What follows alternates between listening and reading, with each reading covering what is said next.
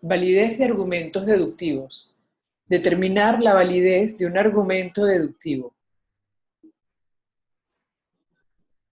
Dado un argumento deductivo compuesto de proposiciones y ya simbolizado, lo que se nos pide es demostrar que el argumento es inválido. Por ejemplo, tenemos este argumento, donde tenemos 4 premisas y la conclusión. Como puedes ver, las premisas ya están simbolizadas y son proposiciones. La premisa 1 es P, la premisa 2 es si P entonces R, la premisa 3 es si P entonces Q o no R, la cuarta premisa no Q entonces no S, y la conclusión es S. Y lo que se nos pide es demostrar que el argumento es inválido. Una manera de realizar este ejercicio es escribir todo el argumento, simbolizarlo todo junto. Todo argumento, como sabes, es siempre un condicional, donde tenemos las premisas, que son las que nos llevan a la conclusión. En todo argumento deductivo suponemos siempre que las premisas son verdaderas. Cuando el argumento es válido, la conclusión entonces también será verdadera y el condicional es un condicional verdadero. Sin embargo, en este caso, como ya sabemos, tenemos que demostrar que es inválido y por tanto ya sabemos que el argumento es inválido, entonces tenemos la seguridad que las premisas son verdaderas y la conclusión tiene que ser falsa. Entonces, la idea, ¿cuál es? Es encontrar si existen valores para las proposiciones simples, es decir, para P, para R, para Q y para S, de tal manera que las premisas, cada una de ellas, nos dé verdadera y sin embargo la conclusión nos dé falsa. Veamos lo siguiente. Tenemos una premisa que es P y sabemos que esta premisa es verdadera. Por lo tanto, ya sabemos que el valor de la P será verdadero. Entonces ya podemos contar aquí que P es verdadera. En todo condicional, para que sea verdadero, porque esta premisa tiene que ser verdadera, la única manera es que el consecuente entonces sea verdadero, de manera que el condicional con un antecedente verdadero nos dé verdadero. Entonces ya tenemos que para eso P tiene que ser necesariamente verdadero y R tiene que ser verdadero. Veamos qué pasa en la premisa 3. Sabemos ya que P es verdadero, tenemos que R hemos determinado que tiene que ser verdadero. Para que este condicional sea verdadero, siendo el antecedente verdadero, todo el consecuente necesariamente tiene que ser verdadero.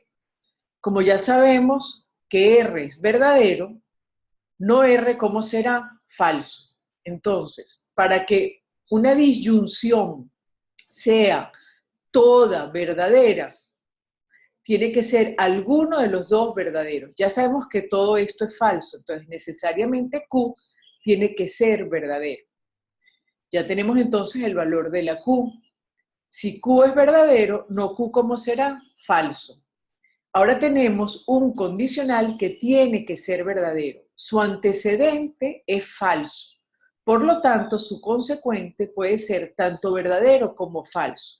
Si suponemos que S es falso, no S será verdadero y el condicional será verdadero. Un condicional con antecedente falso y consecuente verdadero, por definición es verdadero. Si S es falso, ya tenemos entonces que la conclusión va a ser falsa. Por lo tanto, hemos encontrado que para P verdadero, R verdadero, Q verdadero y S falso, todas las premisas son verdaderas y la conclusión es falsa. Por lo tanto, el condicional del argumento es falso y entonces podemos concluir que para estos valores el argumento es inválido. Es decir, ya hemos demostrado que el argumento es inválido al encontrar valores de las proposiciones simples que hacen que las premisas sean verdaderas y la conclusión falsa. Recuerda una cosa, si un argumento es válido necesariamente el condicional del argumento tiene que comportarse, tiene que ser equivalente a una tautología. Es decir, que para todos los valores de las proposiciones simples implícitas en él, el argumento siempre tendría que darnos, el condicional del argumento siempre tendría que darnos verdadero y por tanto ser una tautología.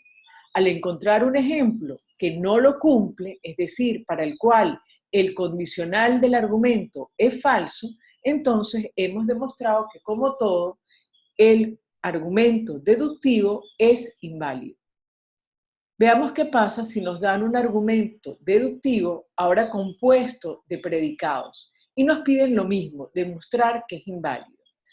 El procedimiento va a ser análogo al anterior. Sin embargo, antes tendremos que convertir cada uno de los predicados, ¿verdad? Y por tanto las premisas que están escritas en predicado, tenemos que utilizar las reglas de especificación para convertirlas en proposiciones. En este caso, como la premisa 1 utiliza el cuantificador existencial, tendremos que usar la regla de especificación existencial. Ahora, en vez de hablar de para algunas X, vamos a tomar una X concreta. Supongamos A. Una A para la cual el argumento se cumple. Entonces, nos quedaría especificado como la proposición P de A y no T de A. Lo mismo ahora para la segunda premisa. Como la premisa tiene el cuantificador universal, tendremos que usar la regla de especificación universal para convertirlo en proposición. Lo mismo en la premisa 3 y lo mismo en la premisa 4. Y por último, en la conclusión, en este caso usando la regla de especificación existencial. Entonces, ya ahora hemos escrito las premisas y la conclusión con proposiciones. Pues simbolizamos todo el argumento y vamos a seguir el mismo razonamiento. Las premisas tienen que ser verdaderas y para que el argumento sea inválido, la conclusión tiene que ser falsa. Veamos lo siguiente.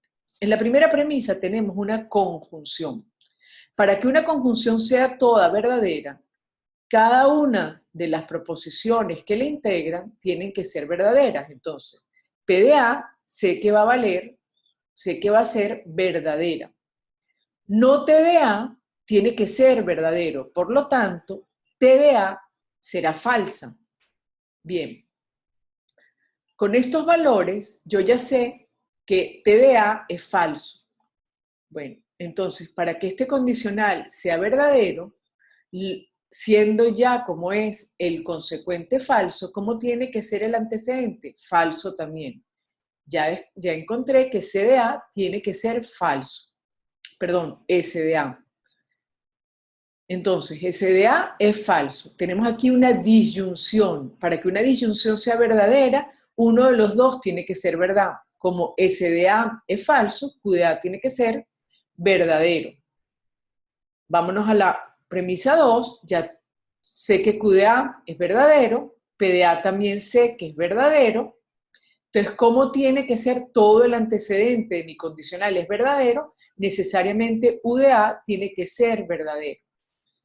Sustituimos acá, sé que U de A es verdadero, T de A es falso, como esto es una conjunción, verdad y falso da falso. Hemos encontrado entonces valores para cada una de estas proposiciones que hacen que el antecedente sea verdadero y el consecuente falso. Por lo tanto, para valores como P de A verdadero, T de A falso, Q de A verdadero, U de A verdadero y S de A falso, hemos encontrado que las premisas son verdaderas, pero que la conclusión es falsa y por tanto el argumento es inválido.